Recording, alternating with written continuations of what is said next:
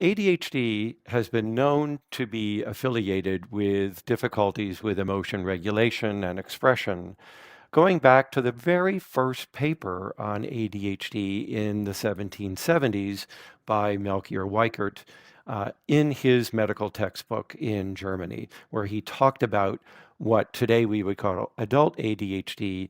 And in those descriptions that he provided, he mentions the difficulties with emotional expression, perhaps not in that way or in that term, but certainly he talks about the problems with regulating emotion.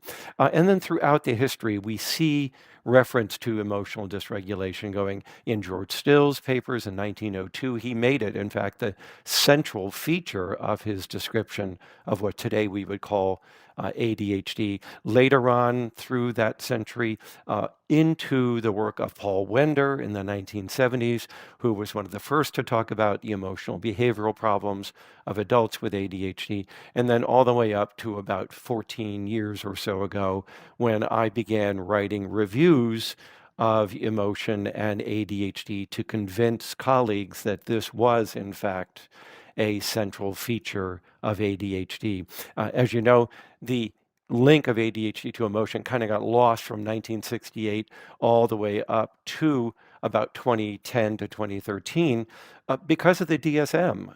The DSMs did not include problems with emotion regulation as a feature of ADHD.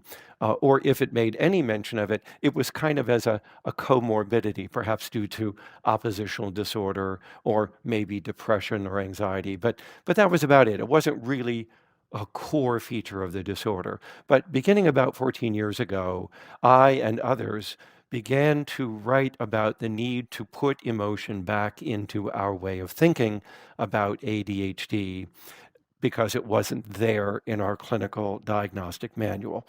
And since then, I'm happy to say that the field has embraced the evidence, which is abundant, on the importance of emotion in understanding and managing ADHD.